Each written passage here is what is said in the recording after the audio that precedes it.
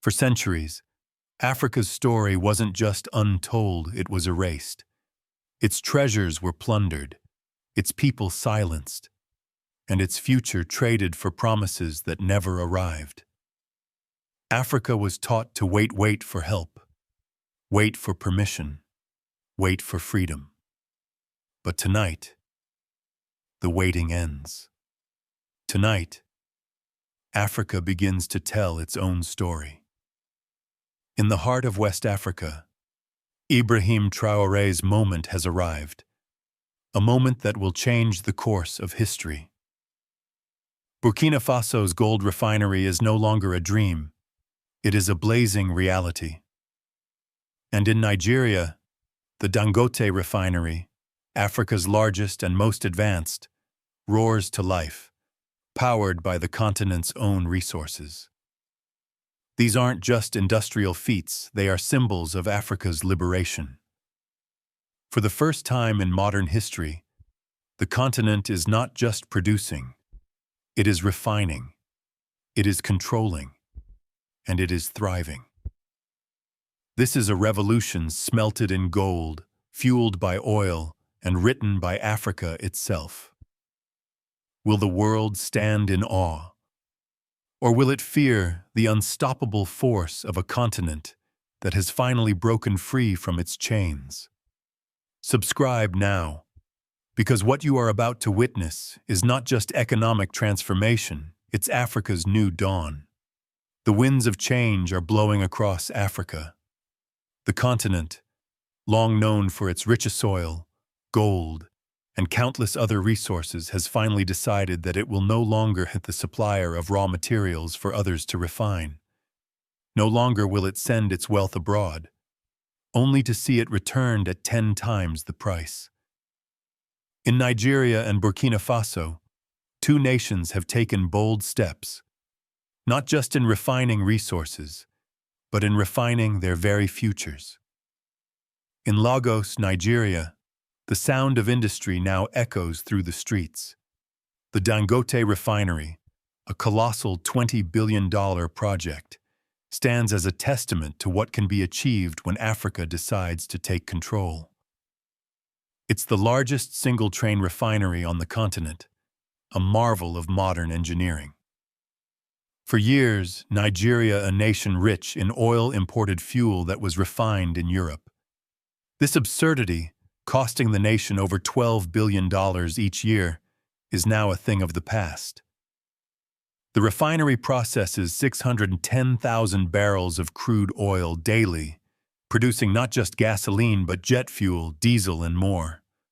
For the first time in decades, Nigeria no longer needs to rely on foreign refineries. It's refining its own oil, using its own resources, and empowering its people in the process.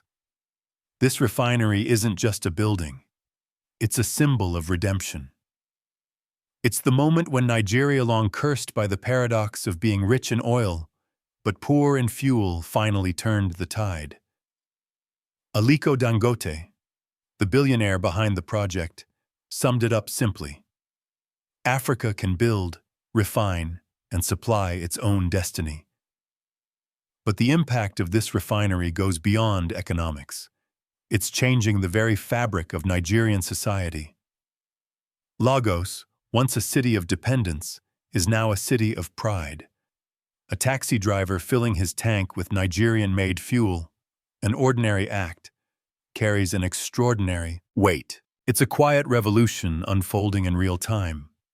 The refinery has created tens of thousands of jobs, alleviated inflation pressures, and, perhaps most importantly, restored a sense of dignity to a nation that once had to beg for its own resources. No longer does Nigeria have to watch its oil leave its shores, only to return as something more expensive and less valuable. Now the wealth stays home, and with it, the hope for a brighter future. But this story isn't just about Nigeria. It's about Africa as a whole. In Burkina Faso, an equally significant shift is taking place. In a dusty corner of West Africa, a gold refinery has come to life. The country, one of the world's top gold producers, has long watched as over 70% of its gold left its borders, unrefined, undervalued. The profits vanished overseas, while local miners, working tirelessly, remained in poverty. But on November 23, 2023, everything changed. President Ibrahim Traoré, the youngest head of state in the world, stood before the people of Burkina Faso in Ouagadougou and announced a vision that would alter the trajectory of the nation forever. The country was no longer going to be just a supplier of raw materials. It would refine its own gold, harness its own wealth, and keep its profits within its borders. The refinery, Africa's first state-owned gold refinery, was built not by foreign contractors, but by local engineers and African partners.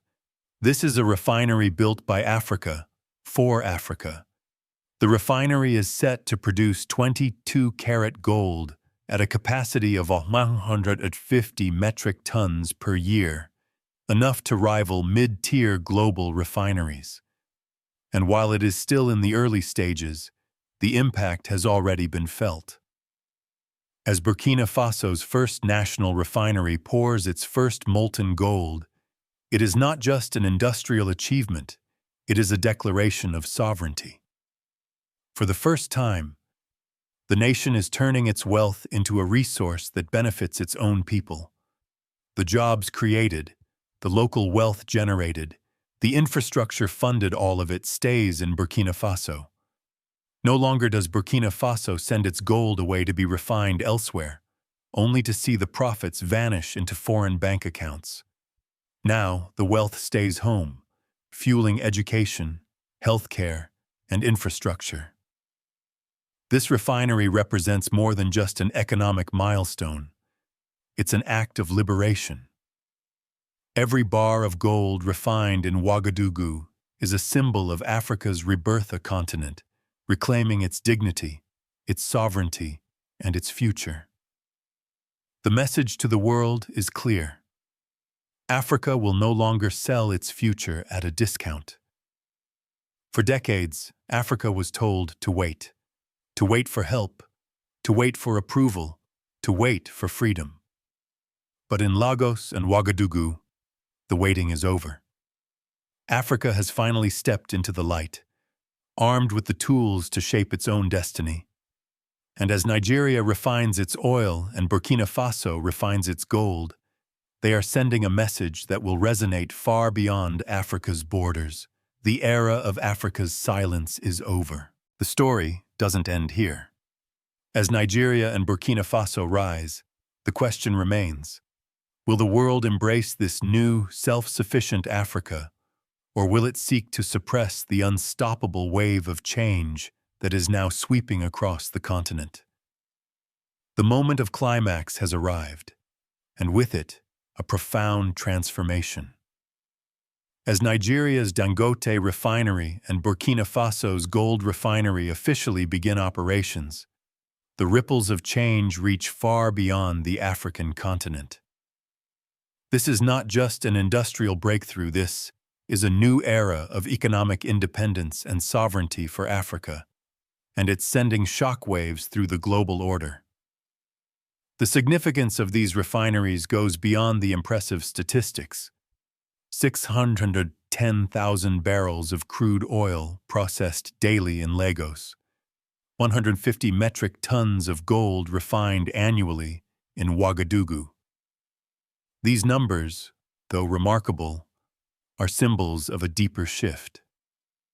Africa is no longer a passive player in the global economic game. It is now an active creator, shaping its future and asserting its own power.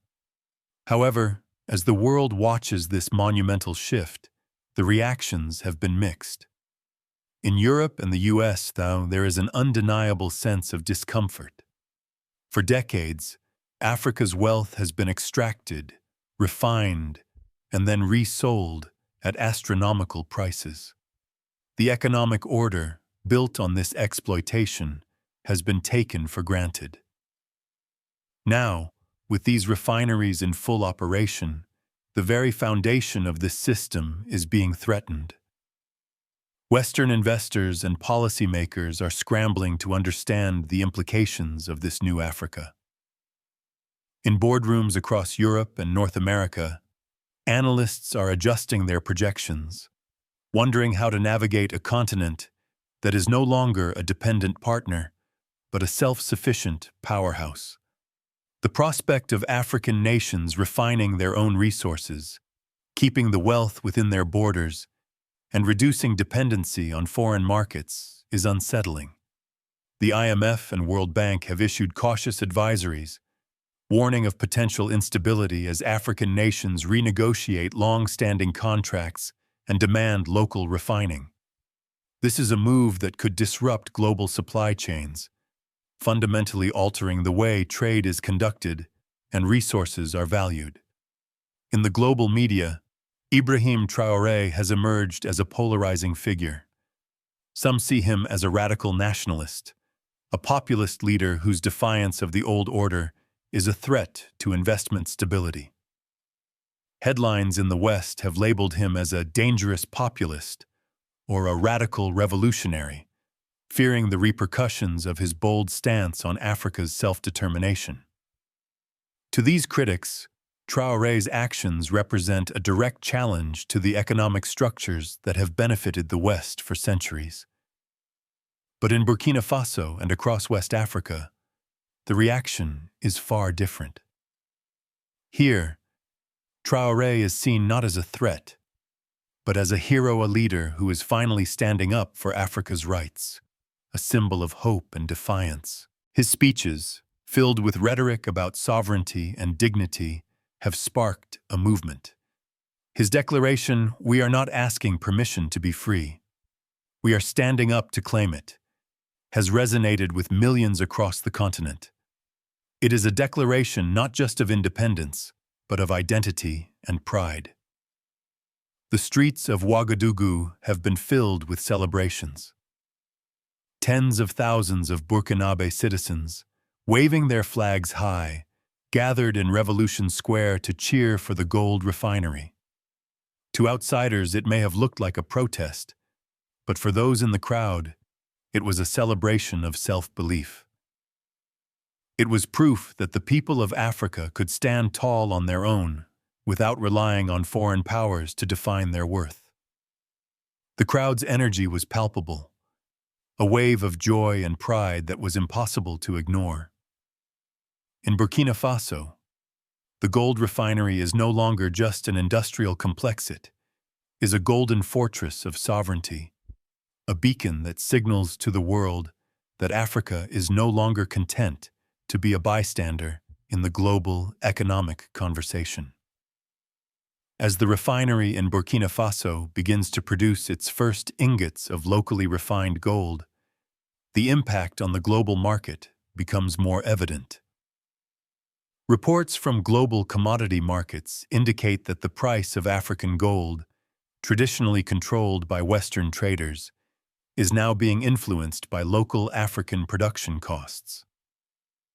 For the first time in history, gold from Burkina Faso is being sold not on the terms set by foreign speculators, but by the people who mine and refine it. This shift has not gone unnoticed in Brussels, Washington, and Paris. Analysts have raised concerns that Africa's self-reliance will disrupt the established global trade order. The narrative that Africa's wealth should be extracted cheaply, refined elsewhere, and sold back at inflated prices is beginning to crumble. Yet, despite these fears, there is also a growing recognition that this may be the beginning of a new era. Some analysts see the rise of African self-sufficiency as an inevitable correction, a necessary rebalancing of the global order. In Burkina Faso, the surge in refined gold output from 8 tons to 11 tons between 2024 and 2025 is already bringing in over $720 million in direct revenue. Local miners who once saw only a fraction of the wealth now find themselves benefiting from the local refining process. Their incomes have increased by nearly 28%, and they no longer see their labor as a means of enriching foreign nations, but as a path to wealth and dignity for their own country. Despite the international resistance, the local pride and economic growth that have followed this shift are undeniable. The Burkinabe people see the refinery as a symbol of what is possible when a nation decides to invest in itself rather than relying on outside forces. They are reclaiming their own narrative, and in doing so, they are rewriting Africa's future. As the first bars of gold roll off the refinery lines in Burkina Faso, the question that lingers is no longer about the capabilities of these new refineries. The question is, will the rest of the world accept this new reality, or will they try to suppress Africa's newfound strength and independence? As the smoke clears from the industrial chimneys of Nigeria and Burkina Faso, the long-term consequences of Africa's economic awakening begin to unfold. The effects of these refineries reach far beyond their immediate surroundings, shaping not only the destinies of the countries involved, but also the broader trajectory of the continent. The Dangote refinery in Nigeria has already had a profound impact on the nation's economy. For years, Nigeria, the largest oil producer in Africa, had been forced to import fuel despite being one of the world's richest oil producers. It was a paradox that seemed to mock the country's wealth. But now, with the refinery processing 610,000 barrels of crude oil every day, Nigeria has broken free from this absurdity. The nation no longer needs to import fuel from Europe. It produces its own. This has not only saved Nigeria billions of dollars each year, but has also had a profound psychological effect on its people. Nigerians, who once relied on foreign fuel to power their cars, homes, and industries, now fill their tanks with locally refined gasoline. This simple act of refueling has become a symbol of national pride, a tangible sign of the country's transformation. No longer does the nation have to beg for the privilege of using its own resources. Now, it is self-sufficient and empowered. The impact goes deeper. As the Dangote refinery operates at full capacity, it is expected to generate tens of thousands of jobs for Nigerians.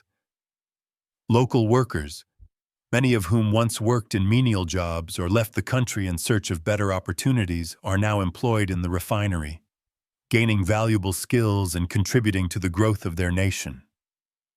From engineers to laborers, from administrative staff to technicians, the refinery is creating a new middle class, providing opportunities that were once out of reach.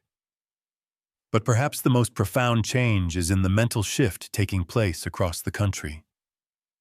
For decades, Nigeria and much of Africa was trapped in a cycle of dependency. African nations were told they couldn't refine their own oil, manufacture their own goods, or process their own resources. They were expected to export raw materials and import finished products. But the Dangote refinery has shattered this narrative. It has shown the world that Africa does not need to wait for permission to prosper. The message is clear. Africa is ready to define its own future. However, the consequences of this transformation extend far beyond Nigeria. In Burkina Faso, the opening of the country's first state-owned gold refinery is changing the landscape in even more profound ways. For years, Burkina Faso was one of the largest gold producers in Africa, yet its wealth was being shipped out of the country unrefined, leaving little to no benefit for the local population. But now, with the new refinery in Ouagadougou, Burkina Faso is reclaiming its gold and its future. This refinery represents a monumental shift. Not only does it keep the gold within the country, it also creates a new value chain that benefits local miners, technicians, and industries. For the first time, Burkina Faso is refining its gold domestically, creating jobs and generating significant wealth for its people. Local miners, who once struggled to make a living from their work, are now seeing their labor rewarded with fair prices and opportunities for growth. The gold that once left the country is now refined and taxed locally, ensuring that the wealth stays within the borders and is reinvested into the nation's economy. This shift has also brought significant benefits to local infrastructure. The revenue generated from the refinery is being reinvested into critical sectors such as education, healthcare, and infrastructure. For the first time, the people of Burkina Faso are seeing the direct benefits of their natural wealth. The refinery is not just an industrial project. It is a tool of social transformation, offering hope and opportunity to a nation that has long been overlooked. On a larger scale, this move represents something even more profound. Burkina Faso's decision to refine its own gold is not just about economics, it's about identity. For decades, African nations were forced to export raw materials at low prices while importing finished products at inflated rates.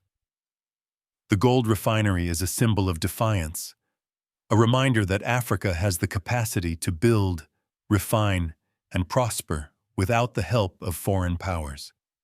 It is a declaration that Africa's wealth is no longer for sale, but the consequences extend beyond just Burkina Faso and Nigeria. The economic ripple effect of these two refineries is already being felt across the continent. Other African nations are beginning to follow suit. Ghana, for example, is moving forward with plans to develop its own bauxite refining complex. Zambia is expanding its copper smelting operations, providing essential materials for Africa's growing infrastructure and energy grids. The Democratic Republic of the Congo, once known primarily for conflict minerals, is now processing cobalt for electric vehicle batteries, keeping more value within the continent. This is the beginning of an African industrial renaissance, a movement powered not just by oil and gold, but by education, innovation, and a collective will to redefine the future. As more African nations take control of their resources, they are learning to define their own worth. The shift from exporting raw materials to refining and manufacturing locally is reshaping the entire continent's economic landscape. But as Africa reclaims its economic power, the question remains: will the world welcome this new, self-sufficient Africa, or will it seek to suppress the rising tide of change sweeping across the continent? As Africa begins to assert its economic independence, the international community is being forced to reconsider its long-standing assumptions about the continent. For centuries, the global order has been shaped by Africa's role as a supplier of raw materials, its resources extracted by foreign corporations and refined far from its shores. But now, with countries like Nigeria and Burkina Faso leading the charge, the paradigm is shifting. The question is no longer whether Africa can thrive, but what happens when it does. In Europe and the US, there is palpable nervousness about the impact of Africa's growing self-sufficiency.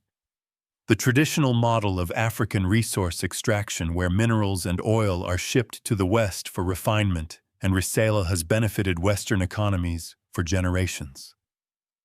With African nations like Nigeria and Burkina Faso refining their own resources, that model is rapidly becoming obsolete. This shift has major implications for global supply chains. If African nations begin to refine and process their own resources, the global pricing structures that have kept African wealth undervalued will be upended. For example, the price of gold from Burkina Faso is no longer solely dictated by international market forces. Instead, it is influenced by the country's local production costs, creating a more equitable system that ensures more of the wealth stays within Africa. The same is true for Nigeria, where oil prices are now determined by local refining rather than by foreign entities. However, this new model isn't just about money, it's about power. For too long, Africa's wealth was used to fuel the development of other nations, while the people of Africa remained impoverished. Now, with countries taking control of their own resources, Africa is beginning to rewrite the rules of the global economic game. The Dangote Refinery in Nigeria and Burkina Faso's gold refinery are symbols of this new power, and their success sends a clear message to the world. Africa is no longer a passive player. It is now an active force in shaping its own destiny. The global financial community is taking note of this shift.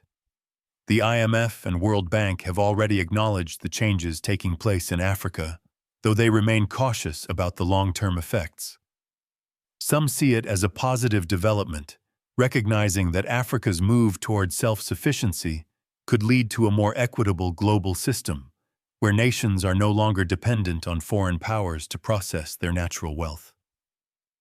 Others, however, worry that Africa's newfound independence could lead to instability, especially as countries renegotiate long-standing contracts with foreign investors. In Brussels and Washington, policy analysts are now faced with a new challenge. How should they respond to an Africa that is no longer looking to the West for help? Should the global community embrace this new reality, or will it try to hold on to the old power structures that have benefited them for so long? Africa's rise is not just an economic phenomenon, it's a moral reckoning. For decades, Africa was told that it was incapable of refining its own resources, that it lacked the infrastructure, the knowledge, or the capacity. Now, countries like Nigeria and Burkina Faso are proving that Africa has all of those things and more. The shift from dependency to self-sufficiency is not just about economics. It's about reclaiming dignity and sovereignty. As Africa's power grows, the global order is being tested. Will the world accept this new reality, or will it attempt to suppress Africa's rise? The next chapter is about to unfold, and the stakes couldn't be higher. As the furnaces burn brightly in Nigeria and Burkina Faso, the question that now looms is, what comes next for Africa? The continent's economic transformation is just beginning, and the shift toward self-sufficiency and industrial growth is rippling across the globe. Nigeria and Burkina Faso may have taken the first steps, but many more nations are watching, learning, and preparing to follow in their footsteps. The road ahead promises to be one of both challenges and opportunities, as Africa continues to carve out its place on the world stage. In the wake of the success of the Dangote Refinery and Burkina Faso's gold refinery, other African nations are beginning to recognize the potential of refining their own resources. Countries like Ghana, Zambia, and the Democratic Republic of the Congo are already making moves to develop their own refineries and processing plants. Ghana, for example, is focusing on developing its own bauxite refining complex, while Zambia is expanding its copper smelting operations to support the continent's growing infrastructure needs. The DRC is processing its cobalt for electric vehicle batteries, creating a new, lucrative market for Africa's minerals. This industrial renaissance is not just about refining oil and gold, it's about transforming the continent's entire economic framework. The goal is to create local industries that don't just extract raw materials, but process them, manufacture products, and create jobs. By building local industries, African nations can move away from the old cycle of exporting raw materials and importing finished goods. The future of Africa's economy lies in the hands of those who choose to build, not just export. But the road ahead is not without its obstacles. Africa's transformation will face resistance from both within and outside the continent. For decades, African nations have been locked into economic relationships with foreign powers and multinational corporations that have profited from the extraction of Africa's wealth. These entities will not give up their dominance easily. As African countries demand fairer terms and control over their own resources, they may face political, economic, and even military pressure from global powers who feel threatened by this shift in the balance of power. The future also depends on infrastructure. Africa must build the roads, ports, and railways necessary to support its industrial ambitions. The new generation of African leaders will need to invest in education, technology, and innovation to ensure that the workforce is prepared to meet the challenges of the 21st century. Trade between African nations must also increase, with local currencies taking precedence over the US dollar and regional markets supporting one another. However, the signs are clear. Africa is no longer waiting for permission to succeed. The continent is redefining its future on its own terms, taking control of its resources, and building a new path toward prosperity. This is a future where Africa is not just a supplier of raw materials, but a producer of finished goods, technology, and innovation. It's a future where African nations can stand shoulder to shoulder with the world's most powerful economies, not as subordinates, but as equals. The road ahead will not be easy. There will be setbacks, challenges, and forces that seek to stop this momentum. But one thing is certain: Africa's time has come. With leaders like Ibrahim Traoré showing the way, the continent is no longer waiting. It is moving forward with purpose, power, and a bold vision for the future. As Africa continues its march toward self-sufficiency, the world is left to wonder. What happens when an entire continent finally learns to define its own destiny? The next chapter is just beginning, and it promises to challenge everything we thought we knew about global power, economics, and sovereignty. Africa's story is no longer a tale of waiting. It is a story of rebirth, self-determination, and unshackling from centuries of external control. The Dangote Refinery in Nigeria and Burkina Faso's gold refinery are the vanguard of a continent rewriting its narrative. These refineries represent more than just infrastructure. They are the beacons of sovereignty, shining brightly across the African landscape, telling the world that Africa no longer accepts a future dictated by others. The journey from raw material exporter to industrial powerhouse is not easy, and Africa will face many challenges along the way. Political pressures, global resistance, and the need for infrastructure development are just a few of the hurdles the continent must overcome. Yet, as countries like Nigeria and Burkina Faso lead the way, others are watching, learning, and preparing to follow in their footsteps. The era of waiting is over. Africa is building, and it is building for its own future, not for the benefit of foreign powers. The transformation we are witnessing is not just an economic one. It is a moral revolution. For the first time in history, Africa is defining itself on its own terms. It is saying no to dependency and yes to self-sufficiency. The gold refined in Ouagadougou, the oil refined in Lagos are not just commodities. They are symbols of dignity, pride, and control over the continent's destiny. Africa's rise is not just a regional story, it is a global story. The implications of this shift are profound. If Africa can refine its own oil, process its own gold, and build its own industries, what will the global balance of power look like?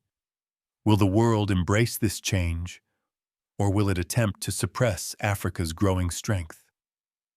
The answer lies in Africa's hands.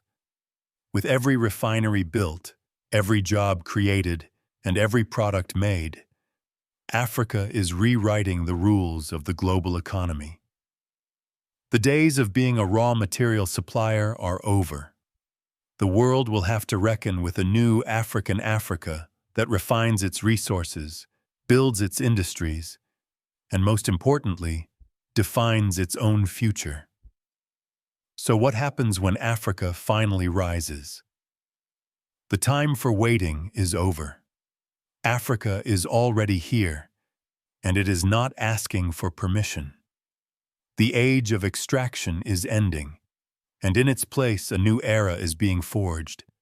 Africa's future is being written in gold, refined in oil, and shaped by the vision and courage of its people. What do you think the future holds for Africa as it steps into this new era of self-sufficiency? Will the world rise with it, or try to hold it back? Leave your thoughts in the comments below, and don't forget to subscribe to stay updated on Africa's remarkable journey.